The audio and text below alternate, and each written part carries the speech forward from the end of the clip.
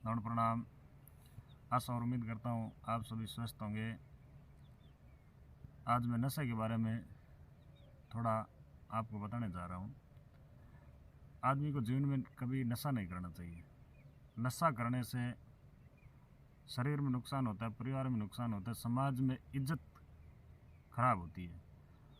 गुरु जम्बेश्वर भगवान ने 29 नियम में बताया कि नशा नहीं करना चाहिए। भंग, अमल, तंबाकू, भांग, मद, मांसू दूरी रहीजे, इस स्पष्ट 29 नियमों में बताया है।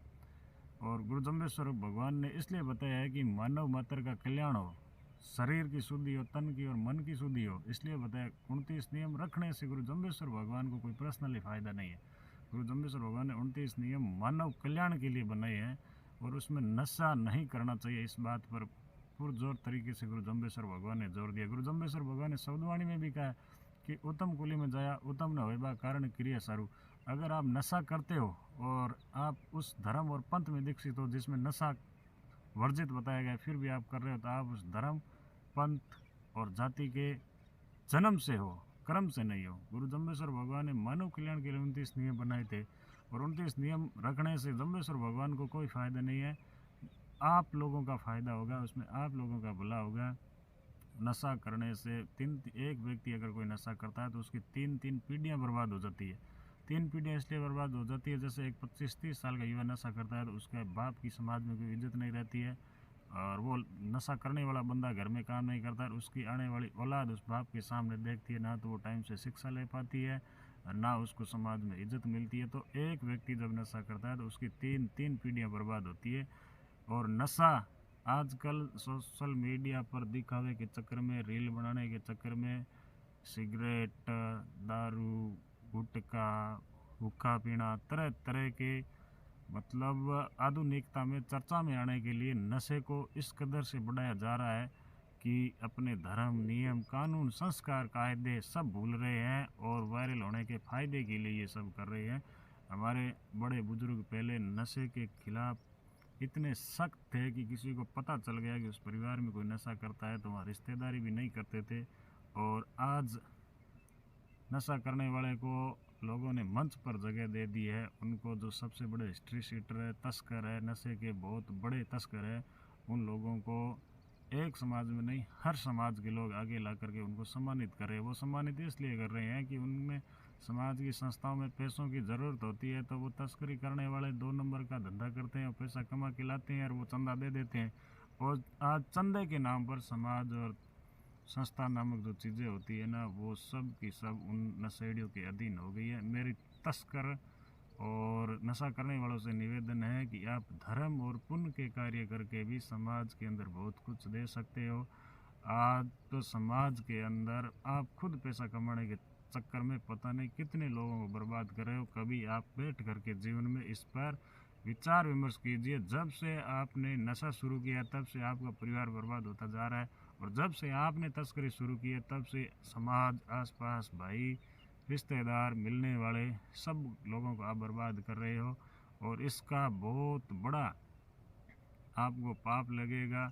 गुरु जम्बेश्वर भगवान ने बताया कि 84 लाख योनियों में भटकने के बाद में मानव मात्र का जीवन मिलता है। वो इस जीवन को आप सुधारने के लिए धर्म के काम कीजिए, अच्छे कर्म कीजिए। जब आप संसार छोड़ करके गुरु जम्बेश्वर भगवान के पास में जाओगे तो गुरु जम्बेश्वर भगवान आपको पूछेंगे कि आपने इस जीवन में क्या किया। मैंने आपको 29 नियम दिए, 120 शब्दों का पाठ पढ़ाया, आपने क्या किया मुझे बताइए, तो आप वहाँ पर क्या बताओगे।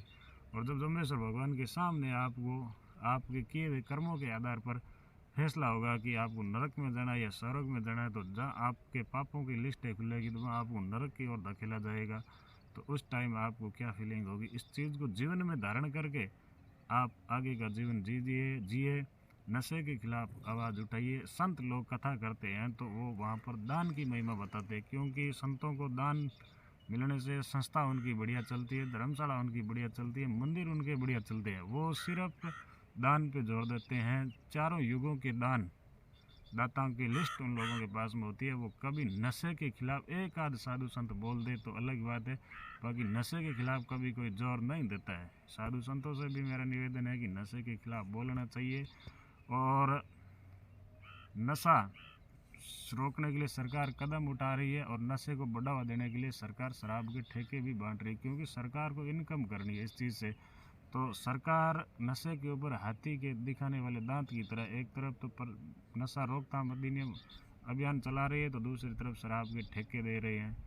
तो जीवन को बर्बाद करने के लिए तस्करों ने, सरकारों ने बहुत कुछ सिस्टम और अड्डा बना रखा है। हमें उन चीज़ों से हट करके मेरे 36 कौम के लोगों से निवेदन है कि आप 29 नियम का पालन कीजिए। उसमें 29 नियम के पालन करने से किसी धर्म का भला नहीं होगा, किसी जाति का भला नहीं होगा। 29 नियम का पालन करने से मनुष्य खुद का जीवन सुधार सकता है, बहुत कुछ हो सकता है। नशे नामक प्रवृत्ति समाज के अंदर इस कदर फैल चुकी है कि वो भाई भाई को नहीं मानता है, भाई बाप को नहीं, परिवार में मतलब किसी की नहीं मानता है। वो सिर्फ नशे की धुन में सवार रहता है और नशे करने वाला नशा करके इस कदर छाती चौड़ी करता है कि मैंने कोई नशा किया। भाई आपने तो नशा किया, अपने शरीर के लिए किया होगा, पर लोग आपको नशा करने के बाद में किस नज़र से देखते हैं उस पर कभी आपने जीवन में प्रकाश डाला है क्या? तो ऐसी चीज़ों को एक बार नशा करने वाले और नशा बेचने वाले बैठ करके गौर कीजिए, मंथन कीजिए, उसका निष्कर्ष निकालिए कि समाज के अंदर हमारी क्या इज्जत है और हम 84 लाख योनियों में भटकने के बाद में मनुष्य तन में आए तो हमारी क्या इज्जत होनी चाहिए। तो इन जैसी तमाम बातों पर आप लोग गौर कीजिए। नशे के खिलाफ अभियान चलाएं। मेरी प्रत्येक सामाजिक संस्थाओं से निवेदन है कि अपने अपने समाज को सुधारने के लिए नशा रोकथाम कार्यक्रम को अभियान चलाए, जिससे मानव का तन सुधरे, मन सुधरे, घर सुधरे, परिवार सुधरे और उनकी आने वाली पीढ़ियां शिक्षा पर जोर दे और नशे के खिलाफ आवाज़ उठाए और नशा मुक्त देश हो, प्रदेश हो। जय श्री राम, नमो प्रणाम, जय जय श्री राम।